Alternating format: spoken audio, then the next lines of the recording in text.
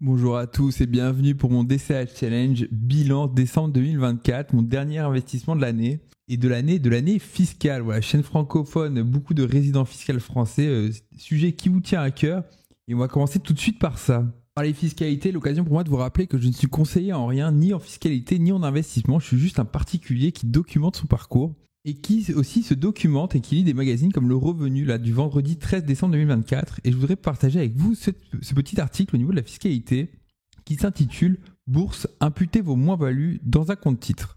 Je vais vous le lire rapidement en diagonale. N'hésitez pas à mettre pause si vous voulez le lire par vous-même. Allez, c'est parti. Dans un contre-titre ordinaire, les moins-values réduisent les plus-values de l'année et si le solde net est négatif, il est fiscalement reportable 10 ans. Prévoyez par précaution au moins 2 jours pour le règlement livraison des titres, même s'il se fait en théorie à J+1. D'autant que le 30 décembre, dernière séance pour le règlement livraison, au comptant, la séance clôturera à 14h. La liquidation au service de règlement différé. Et l'article continue, les gains nets de cession sont soumis au prélèvement forfaitaire PFU de 30%, donc soit la flat tax. Parce qu'en fait, vous avez deux choix, soit vous déclarez à la flat tax, soit sur le barème imposable tout simplement. Et pareil, je ne suis toujours pas conseiller fiscaliste. Et l'article continue. Vous pouvez aussi céder des titres en moins-value pour les racheter aussitôt afin de les constater fiscalement la moins-value tout en les conservant s'ils ont du potentiel boursier. Cet aller-retour appelé acheter-vendu doit être possible chez votre intermédiaire et rapide, quasi instantané de préférence. Si plus d'une journée s'écoule entre la vente et l'achat, vous risquez de racheter la valeur à un cours supérieur en cas de hausse et les frais de courtage doivent être réduits. Abstenez-vous si votre intermédiaire ne vous offre pas l'aller ou le retour. Prenez garde également à la taxe sur la transaction financière, le cas échéant. Voilà, je viens de vous lire l'article. Pour l'expliquer simplement, le compte titre, ce n'est pas une enveloppe, c'est dès que vous entrez sur une ligne et que vous vendez cette ligne, si elle a augmenté, elle est en plus-value. Si elle a diminué, elle est en moins-value. Et si, dans le cas où c'est en plus-value, vous avez un impôt dessus, donc la flat tax ou l'impôt sur le revenu. Dans mon expérience personnelle, ça fait 2 ans que j'essaye la bourse. Donc j'ai fait des erreurs, j'ai fait un peu de tout et n'importe quoi, surtout n'importe quoi. Et bien, en début d'année, j'avais vendu du Visa et du Microsoft qui étaient en plus-value. Ouais, et là-dessus, naturellement, je dois payer des impôts. Si par exemple, je vends une ligne qui est en moins-value, en fait, ça fait la différence de la plus-value et la moins-value. Et en fait, ça sera cette différence qui sera imposable. Donc en fait, ça réduit entre guillemets votre imposition. C'est pour ça qu'il vous conseille de le faire en fin d'année. C'est une action tout simplement un fort potentiel boursier, haussier. Et ça permet entre guillemets de purger les plus-values, entre guillemets bien sûr. Et tout simplement, mais après, au niveau du mécanique, c'est juste que vous reportez la flat tax. Parce que si vous gardez quelque chose qui va haussier, c'est-à-dire qu'en fait, vous baissez votre PRU, donc du coup, vous allez faire une plus grosse plus-value, et après, vous allez payer la flat tax, par exemple.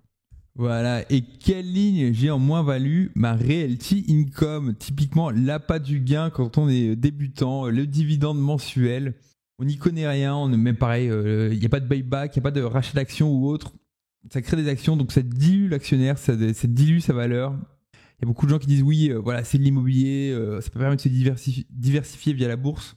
En fait, c'est totalement faux, quoi. C'est pas entre guillemets un investissement LMNP. C'est parce que oui, il y a des loyers, mais c'est surtout qu'en fait, Realty Income, il loue à des boîtes et après, il touche un pourcentage du chiffre d'affaires de cette boîte qui occupe les locaux. Donc en fait, c'est ultra exposé à l'économie.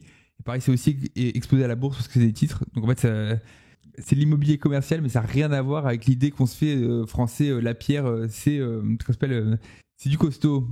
Donc voilà, cette ligne, je vais la vendre tout simplement parce que c'est une erreur de jeunesse, clairement. Et vous voyez, j'ai 353 euros. Alors pareil, j'utilise Trade Republic tout simplement parce que c'est un courtier qui permet de faire des investissements programmés, de diminuer les frais. Ouais, et pareil, pour ceux qui me disent oui, sur Trade Republic, il y a le PFOF, Payment for Overflow. Tout simplement, c'est parce que Trade Republic ne va pas directement en bourse, il passe par un intermédiaire qui prend tout simplement une petite commission. Alors oui, vous avez raison. Je mettrai en bas dans la description un lien vers une vidéo de Laurent de la chaîne de Liberté Financière qui a fait une étude. Voilà, il a acheté tout simplement des actions via Trade Republic en dehors du marché, ce qu'il ne faut pas faire.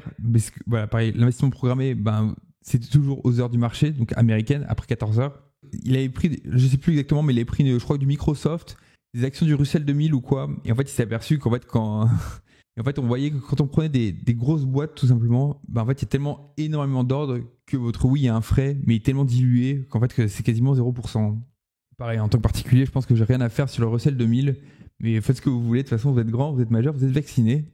Et donc pour revenir aux frais, sur Trade Republic, quand vous achetez en dehors d'investissement programmé, c'est 1 euro et à la vente c'est 1 euro. Donc c'est-à-dire que là je vais vendre 350 euros, ça va me coûter 1 euro.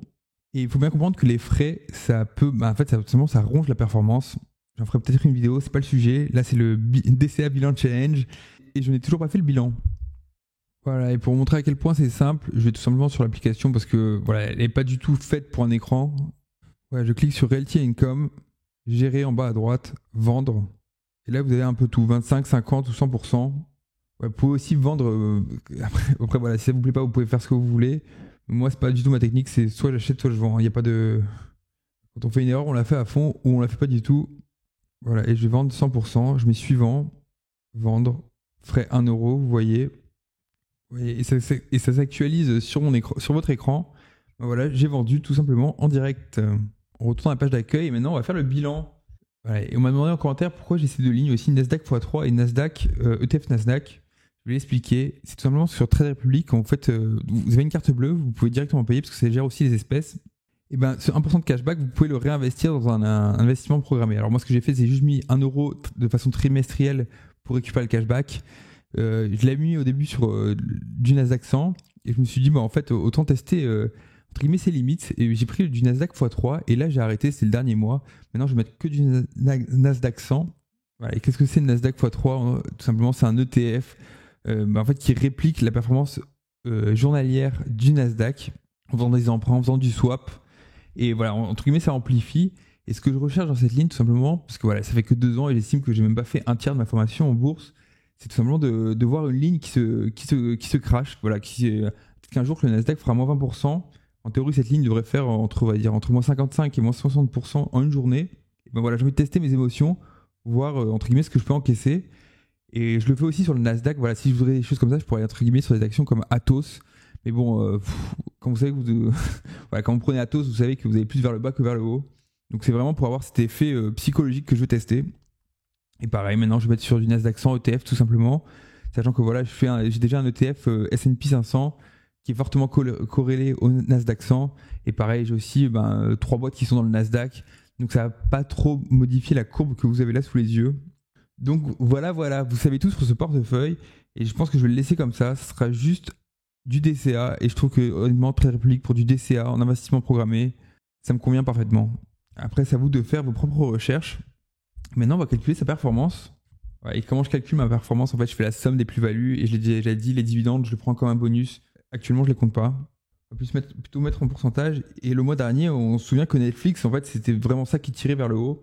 Et là, actuellement, j'ai 3 actions qui battent entre guillemets mon ETF. Pareil, mon ETF, pour rappel, je l'utilise pour la diversification et pour mesurer ma performance. Et dans la description, vous avez un lien vers une vidéo où je vous explique ma stratégie si vous voulez en savoir plus. Et maintenant, on va calculer tout ça. Je me mets en euros et je vais faire la somme des plus ou moins values. Et il faut que je batte 59,69. Allez, c'est parti. C'est parti, je calcule. Voilà. Et sur 9 mois, ma plus-value est de 92 euros. Donc voilà, c'est assez facile entre guillemets parce que le marché est haussier. À voir quand ça baissera parce que voilà, les arbres ne montent pas au ciel. Et tôt ou tard, je suis quasiment certain que mon ETF repassera devant. Si vous voulez et si vous voulez un courtier pour vous lancer en bourse, il y a en bas un lien dans la description vers Trade Republic. Voilà, un courtier avec des frais bas, avec des investissements programmés, parfait pour les têtes en l'air comme moi. Et en plus de ça, après votre premier investissement, vous recevrez des fractions d'actions, idéales pour se lancer. Et je vous souhaite à tous un très joyeux Noël et de bonnes fêtes. À l'année prochaine pour ce DCA Challenge. Allez, ciao.